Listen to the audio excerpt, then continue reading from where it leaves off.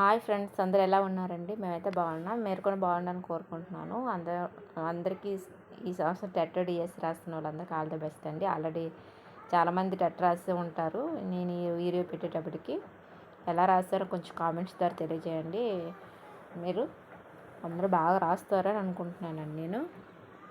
ఎందుకంటే బాగా చదివిస్తుంటారని నేను అనుకుంటున్నాను. అది ఎలా రాస్తారో మనకు తెలీదు. ఈసారి టెట్ అయిపోయినా మనం డిఎస్సికి ప్రిపేర్ అవుదామండి. డిఎస్సి కూడా మనకు సైకాలజీ సంబంధించిన బిట్స్ మనకు రావడం జరుగుతుంది. అందువల్ల టెట్ ఎలా రాసినా మరి అది అయిపోయింది కాబట్టి దాని గురించి ఆలోచించకండి. డిఎస్సి గురించి ఇప్పుడు మనం ఆలోచించాలండి. ఎందుకంటే డిఎస్సిలో కూడా మనం మంచి మార్క్స్ రావాలి కదండి. ఒక టెట్లోనే కాదు కదా, డిఎస్సిలో కూడా మనకు మంచి మార్క్స్ రావాలి. అందువల్ల మనం డిఎస్సికి బాగా ఇప్పుడు ప్రిపేర్ అవుదామండి. మంచి టైం టేబుల్ వేసుకోండి. మీకు ఎవరు అనుకూలంగా వాళ్ళు ఇంట్లో పనులు బట్టి కొంతమంది హాస్టల్లో ఉంటారు, కొంతమంది ఇంటి దగ్గర ఉంటారు. అందువల్ల అందరికి ఒకే టైం టేబుల్ అనేది రాదండి. వాళ్ళ ఇంట్లో పరిస్థితులు బట్టి మనం టైం టేబుల్ అనేది మీరు నిర్ణయించుకోవాలి. మీరు ఎలా చదువుకోవాలని దాని ప్రకారం మీరు ఫాలో అవ్వండి. నాకు ఇంత టైం నాకు కేటాయించబడుతుంది మా ఇంట్లో, నేను ఇంత చదువుతాను అని దాని ప్రకారం మీరు టైం అనేది సెట్ చేసుకోండి. అలా అయితే మీరు టైం టేబుల్ ప్రకారం చదివితే మంచి మార్క్స్ అనేవి రావడం జరుగుతాయండి. టైం టేబుల్ మాత్రం ముందు వేసుకోండి. ఎన్ని రోజులు మనం చదవాలి, ఎన్ని రోజులు రివిజన్ చేసుకోవాలి, ఏ సబ్జెక్ట్కి ఎంత టైం కేటాయించాలి. మనకి బాగా వచ్చు అనుకోండి, కొన్ని సబ్జెక్టులు అందరికీ టచ్లో బాగుంటాయండి. వాటికి టైం తక్కువగా కేటాయించుకోండి. అసలు రాదనే వాటికి ఎక్కువ మీరు టైం అనేది కేటాయించండి. అందువల్ల అలా చదివితే మీకు మార్క్స్ అనేవి బాగా రావడం జరుగుతుందండి. ఈరోజు సైకాలజీ అండి, చాలా ఇంపార్టెంట్ బిట్స్. వీడియో మాత్రం స్కిప్ చేయకుండా మొత్తం చూడండి, చాలా ఇంపార్టెంట్. అలాగని చాలా వీడియోస్ చేశాను సైకాలజీకి సంబంధించి. అందువల్ల ఒకసారి ఛానల్ కొత్త వాళ్ళు అయితే ఛానల్ చెక్ చేసుకోండి. ఏదో టెట్ అయిపోయింది, నేను ఎలా బాగా రాయలేదు అని బాధపడే కన్నా డిఎస్సికి ప్రిపేర్ అవ్వండి. ఓకే అండి, ఇప్పుడు మనం బిట్స్లోకి వెళ్దాం. Psychology bits. Graham Wallas Richard Smith ప్రకారం సృజనాత్మక ప్రక్రియలో చివరి దశ ఏంటి అన్నాడండి. మనకి ఇక్కడ ఆప్షన్ 3 అండి, నిరూపణ. గ్రాహం వాలస్ రిచర్డ్ స్మిత్ ప్రకారం సృజనాత్మక ప్రక్రియ చివరి దశ ఏంటి అని అడుగుతున్నారండి, నిరూపణ. నెక్స్ట్ మనం రెండోది చూసుకుంటే, ఉపాధ్యాయ నియామకం పరీక్షల్లో సెలెక్ట్ కాని అభ్యర్థి పుస్తకాలను విసిరివేయడంలో ఇమిడి ఉన్న రక్షక తంత్రం ఏంటని అడుగుతున్నానండి. ఉపాధ్యాయ నియామక పరీక్షలో సెలెక్ట్ కాని అభ్యర్థి పుస్తకాలను విసిరివేయడంలో ఇమిడి ఉన్న రక్షక తంత్రం ఏంటని అడుగుతున్నాడండి. మనకి ఇక్కడ ఆప్షన్ 2 అండి, విస్థాపన. ఉపాధ్యాయ నియామక పరీక్షలో సెలెక్ట్ కాని అభ్యర్థి పుస్తకాలను విసిరివేయడంలో ఇమిడి ఉన్న రక్షక తంత్రం ఏంటంటే విస్థాపన అండి. నెక్స్ట్ మనం మూడో చూసుకుందాము. కోల్బర్గ్ నైతిక వికాస సిద్ధాంతంలో అధికారం సాంఘిక క్రమాన్ని నిర్వహించే నీతి ఈ స్థాయికి చెందును ఏంటంటే మనకి ఇక్కడ ఆప్షన్ 1 అండి, సంప్రదాయ స్థాయి. చూడండి, మరొకసారి చదువుతాను. కోల్బర్గ్ నైతిక వికాస సిద్ధాంతంలో అధికారం సాంఘిక క్రమాన్ని నిర్వహించే నీతి ఈ స్థాయికి చెందును. దేనికంటే సంప్రదాయ స్థాయి. నెక్స్ట్ మనం చూసుకుంటే 4దండి, క్రింది వాళ్ళలో సరికాని జత ఏదన్నాడండి. సరికాని జత అన్నాడు. క్రింది వాళ్ళలో సరికాని జత ఏదంటే మనకు ఆప్షన్ 3 అండి, పియాజే ప్రవర్తనవాదం. పియాజే అండి, ప్రవర్తనవాదం. మనకి పియాజే ప్రవర్తనవాదం అనేది సరికానిదండి. మిగతావన్నీ సరైనవి. అది సరికాదు అన్నదంటే మిగతావన్నీ సరైనవేనండి. విలియం జేమ్స్ కార్యకారణము, వర్దిమర్ సమగ్రాకృతి, ఫ్రాయిడ్ మనోవిశ్లేషణ, ఇవన్నీ కూడా సరైనవండి. ఈ థర్డ్ మాత్రం సరైనది కాదు. నెక్స్ట్ మనం చూసుకుంటే 5ది, రాడ్కే ప్రకారం పిల్లలకు బాధ్యతను ఇచ్చే గృహ వాతావరణంలో గల పిల్లల ప్రవర్తన ఈ విధంగా ఉంటుందని అడుగుతున్నారండి. మనకు ఆప్షన్ 2 అండి, మంచి సర్దుబాటు, స్వావలంబన. రాడ్కే ప్రకారం పిల్లలకు బాధ్యతను ఇచ్చే గృహ వాతావరణంలో గల పిల్లల ప్రవర్తన ఈ విధంగా ఉంటుందని అంటున్నాడండి. ఎలా ఉంటుందంటే మంచి సర్దుబాటు, స్వావలంబన అండి. నెక్స్ట్ మనం 6దండి, క్రింది వానిలో పూర్వ ముఠా దశ ఏది. క్రింది వానిలో పూర్వ ముఠా దశ ఏదంటే మనకు ఆప్షన్ 3 అండి, పూర్వ బాల్య దశ. క్రింది వానిలో పూర్వ ముఠాదశ ఏంటంటే పూర్వ బాల్యదశ అండి. పూర్వ బాల్యదశ అనేది పూర్వ ముఠాదశ. నెక్స్ట్ మనకి ఏడోది చూసుకుందాము. ఈ పద్ధతి యందు వ్యక్తి ప్రయోజ్యుడుగాను ప్రయోక్తగాను ఉంటాడు. ఈ పద్ధతి యందు వ్యక్తి ప్రయోజ్యుడుగాను ప్రయోక్తగాను ఉంటాడు అంటే మనకు ఆప్షన్ 4 అండి. అంతఃపరిశీలన పద్ధతి. ఈ పద్ధతి అంటే అంతఃపరిశీలన పద్ధతి యందు వ్యక్తి ప్రయోజ్యుడుగాను ప్రయోక్తగాను ఉంటాడు. నెక్స్ట్ మనం 8వ చూసుకుంటే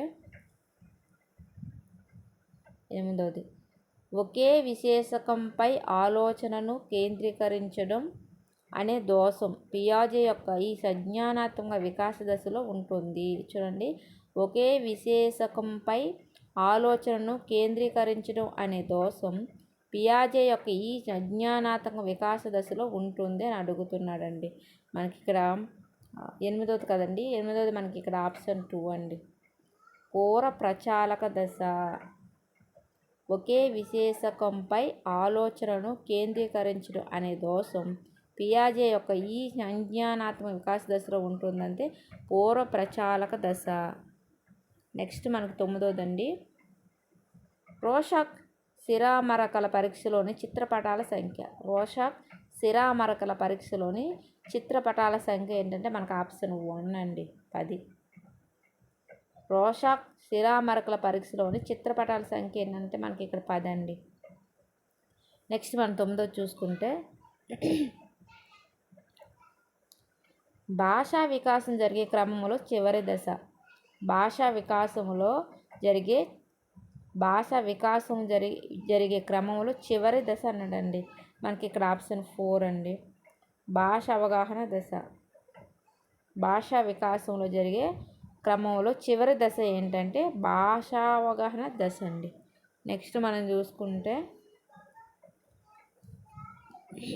11వదండి. ఈ రకం ప్రజ్ఞ గలవారు సాంఘిక నేర్పరులు. ఈ రకం ప్రజ్ఞ గలవారు ఎవరండి? సాంఘిక నేర్పరులు అంటే మనకు ఆప్షన్ 2 అండి. ఆప్షన్ 2 అనేది కరెక్ట్ అవుతుంది.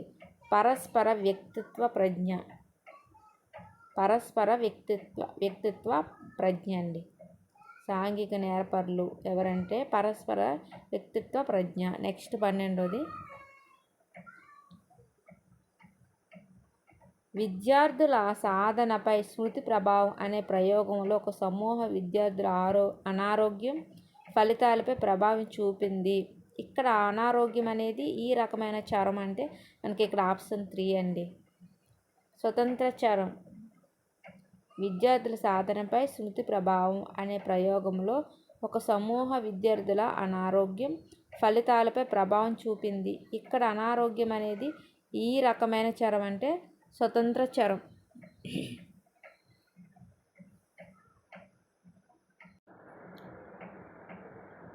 ఇప్పుడు మనం 13 చూసుకుంటే కోహ్లెర్ ప్రయోగం కింది అంశానికి సంబంధించింది. కోహ్లెర్ ప్రయోగం క్రింది అంశానికి సంబంధించిందంటే మనకి ఇక్కడ ఆప్షన్ 2 అండి. అంతర్దృష్టి.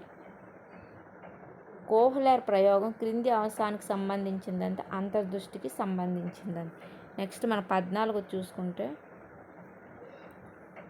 అనుకరణ ఈ అభ్యాసన సిద్ధాంతానికి మూలం. అనుకరణ ఈ అభ్యాసన సిద్ధాంతానికి మూలం అంటే మనకు ఆప్షన్ 4 అండి. సాంఘిక అభ్యాసన. అనుకరణ సాంఘిక అభ్యాసన సిద్ధాంతానికి మూలం అండి.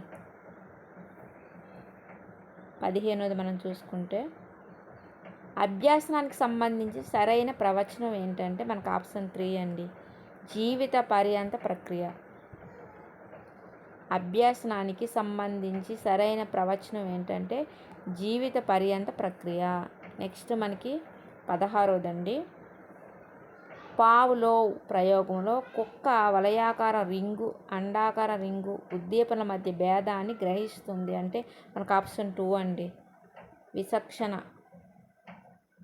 పావ్లోవ్ ప్రయోగంలో కుక్క వలయాకార రింగు అండాకార రింగు ఉద్దీపనల మధ్య భేదాన్ని గ్రహించడం ఏంటంటే విచక్షణ కింద వస్తుందండి. నెక్స్ట్ మనం చూసుకుంటే 17వది బండూర సాంఘిక అభ్యాసన ప్రక్రియలోని అంశాలకు సంబంధించినది అండి.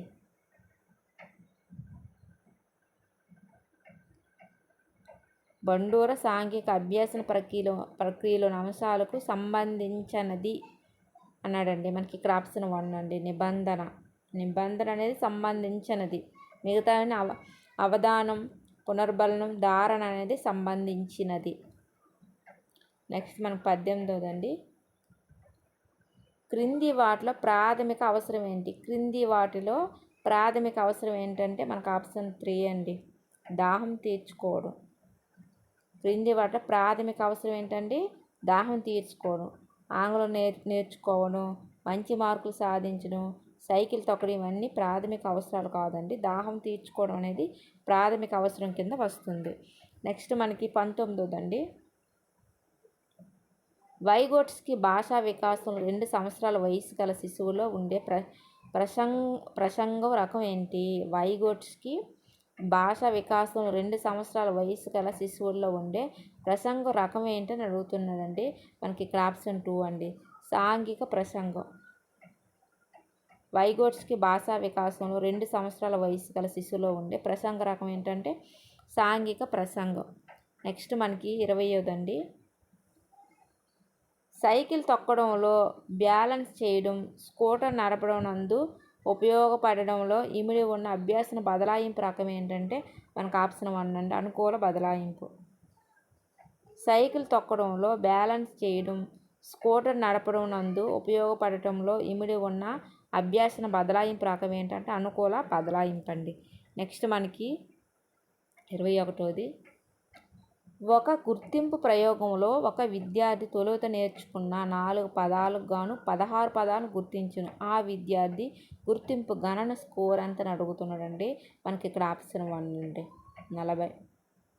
ఒక గుర్తింపు ప్రయోగంలో ఒక విద్యార్థి తొలుత నేర్చుకున్న 4 పదాలకు గాను 16 పదాలు అతనికి గుర్తున్నాయి. ఆ విద్యార్థి యొక్క గుర్తింపు గణన స్కోర్ ఎంత? 40 అండి. నెక్స్ట్ మనకి 22వది. క్రింది వానిలో అధిక ఒత్తిడి లక్షణం. క్రింది వానిలో అధిక ఒత్తిడి లక్షణం ఏంటంటే ఆప్షన్ 3 అండి, ఏకాగ్రత లేకపోవడం.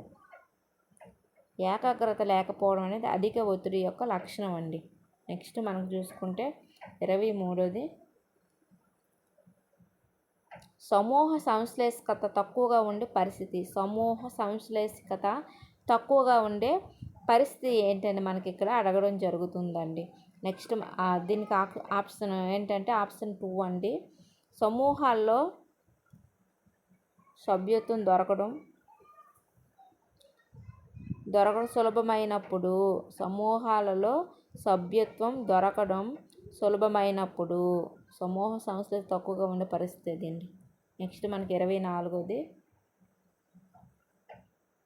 ఒక ప్రాథమిక పాఠశాలలో 242 మంది విద్యార్థులు ఉన్నారు. విద్యా హక్కు చట్టం 2009 ప్రకారం ఆ పాఠశాలలో ఉండాల్సిన ఉపాధ్యాయుల సంఖ్య ఏంటని అడుగుతున్నాడండి. మనకు ఆప్షన్ 3 అండి, 7 ఉపాధ్యాయులు, ఒక ప్రధాన ఉపాధ్యాయుడు. అంటే 7 టీచర్లు, ఒక హెచ్ఎం ఉండాలండి. దేని ప్రకారం అండి? ఒక ప్రాథమిక పాఠశాలలో 242 విద్యార్థులు ఉన్నారు. విద్యా హక్కు చట్టం 2009 ప్రకారం అయితే ఆ పాఠశాలలో ఉండవలసిన ఉపాధ్యాయుల సంఖ్య ఎంత అండి? 7 టీచర్స్, ఒక ప్రధాన ఉపాధ్యాయుడు అండి. నెక్స్ట్ మనకి 25వది.